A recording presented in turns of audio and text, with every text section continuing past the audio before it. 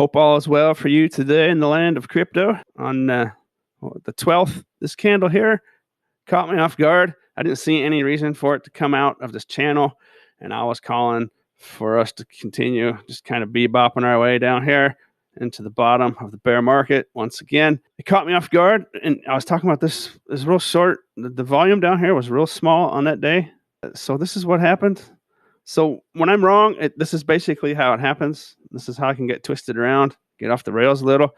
So CZ on Binance moved $1 billion of the Industry Recovery Initiative funds from BSUD to Bitcoin, Binance, and ETH. Some fund movements will occur on chain.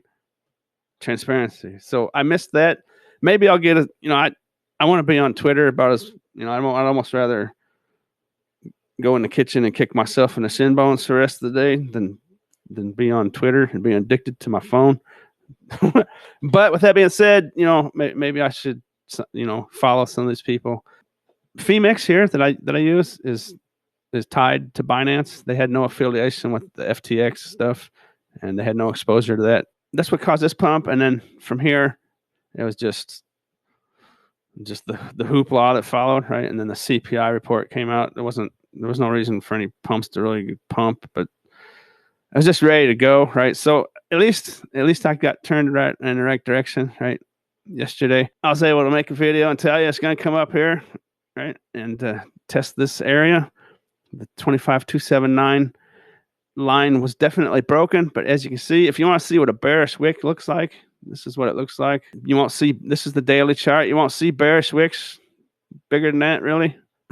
That's what a top wick looks like. So I do expect that the pump is over. I don't expect it to go higher. For those of you that didn't watch my last video, my ascending and descending channels turned into a megaphone, and I put these orange lines on the wicks. Look at that. So I was able to get out of the way just in the nick of time, and I wasn't shorting, right? So I closed my shorts down, and I got back in right here. I got a short in at 26,544. So I'm happy about that. I missed the top by $91. So I'm happy about that, right? So if you do something wrong, do something right. That's the best advice I can give. And I do apologize for missing this. So I need to follow some of these people. Probably bad for me to miss a news story like that. Like, if Warren Buffett came out right now and said he put $10 billion into Bitcoin, Bitcoin would go straight to $100,000 overnight, pretty much, right? Without stopping. If Warren Buffett flipped and fell in love with Bitcoin. So that's kind of stuff is possible. I can't see it on the chart, right? There was no way. This is impossible to see on a technical analysis chart. It's impossible. But I did see it in the nick of time, so I hope you appreciate that. Let's go down to the 5-minute chart. So it has come down where it started in my last video at the 24,270 line. It has bounced directly off of it twice, a wick below it a little bit here. So for now, 24,270 is support. I do expect it probably to hang around in this ballpark for a while. Notice this structure. Recent videos, I talked about this structure here. I called it too early. I didn't know CZ was going to pump the markets. But there's that structure. Does that look familiar to you? That's the one I talk about, right? Basically, for the lack of a better word, it's a fake pump. And all that money is going to come right back out. And there it is. Look at that structure. Put that in your mind. And let's go back here and look at this. See that? So, my analysis was not wrong. It's just, I just couldn't see that. So, but yeah, when I'm off, man, it's a really bad feeling knowing that I told people my opinion and it was wrong. But you can see that structure. See that? I have a triangle drawn in on top of that one. But there it is, right? See that? It showed up basically just like I said it would. I just was calling it for basically $3,000 lower or so. $4,000 lower. That's why dollar cost averaging, if you just want a dollar cost average, or, if you're trading, you can have another account where you just dollar cost average. Dollar cost averaging is so effective because, like I say, what if it never comes back down and Warren Buffett puts in $100 or $10 billion, right? Could you imagine?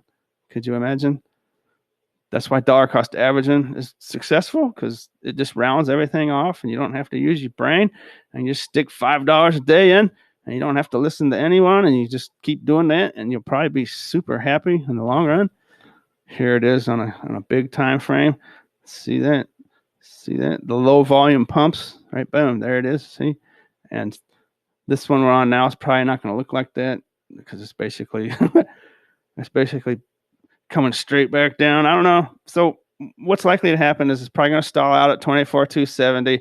If that fails, it's going to be the bottom of this channel, which will be around 23,800, 23,700 area. And then if that fails, the next one down is 23,358. That probably won't be all that strong. This is probably an area to look at here for a good bounce. 22,319. These numbers will be a little different on different exchanges. And I just draw a line again for no reason. I'm trying to shift the chart. Okay. And then if that were to break, it's probably coming all the way down to at least the top of the channel here, which a day or two would be 20,400, which actually lines up with this white line here at 20,000. So 20,370, 20,400 would be a good spot for maybe a bounce. And, eventually I do expect it to get back down in the channel.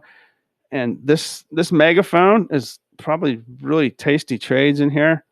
You might get turned around a little depending on where it might bounce and stuff. But, like I got this short in here.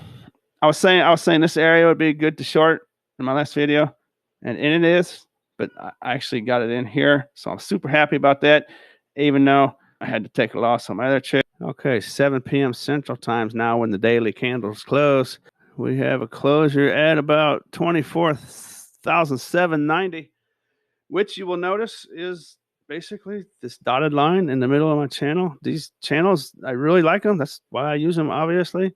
You can see the middle of that channel is support right now. So it is fine support. I wouldn't be surprised if that support breaks and Bitcoin flirts around here, flutters around at 24,300 area for a while.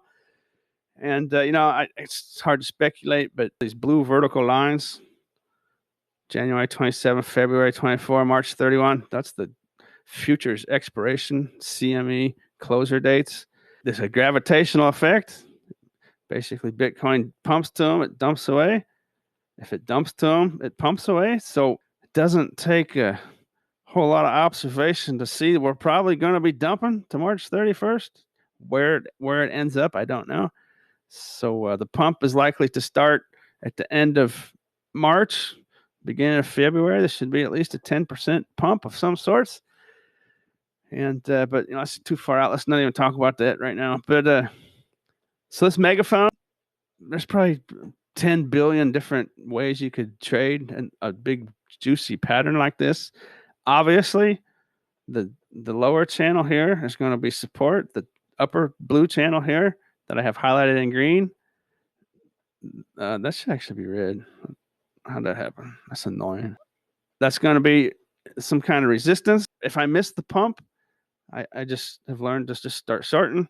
And I actually caught that one almost at the exact top. So, like I said, pat myself on the back there. But I do apologize again for not seeing this. So I do probably need to, unfortunately, I probably need to get addicted to my smartphone, at least in a way where I can catch that kind of news, because that's definitely valuable stuff to see that coming before it happens, instead of sit here and choke out a video that's not good. And so let's see what else we got to talk about.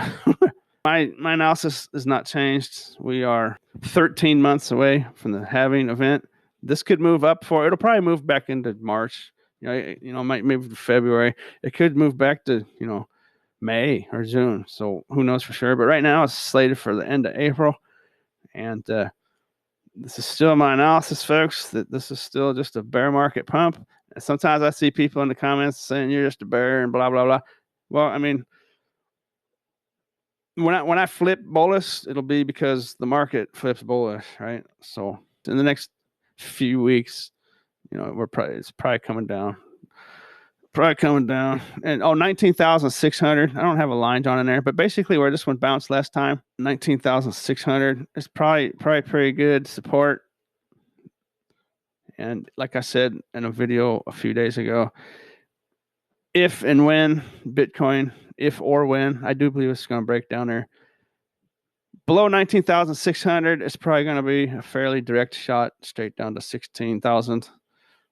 And maybe that doesn't happen. Maybe 20,000, 19,600. Maybe that holds a support. Maybe, I don't know, but you got the idea, right? I see some comments. Let me touch on this. I see some comments, people asking me to make a video showing them how to trade, or do set trades and stuff. I'm not comfortable doing that, because I know those hype channels, they get people to sign up to day trade, and if you don't know what you're doing, you shouldn't probably be doing that. And if I was those people, I wouldn't be able to sleep at night. Not because I'm think that I'm not judging anyone out there or what they're capable of, but just the fact that there's got to be horror stories out there, right? There's just going to be terrible stories, so this takes a long time to figure out. And if you just use light leverage and bet small, lose small, just use light leverage in the current situation. There's I mean, just learn on your own, because I guess that's the point, man. If you're interested in that stuff, just use Google and figure it out yourself. That's the best way to do it anyways, because that's basically what my channel is about to begin with.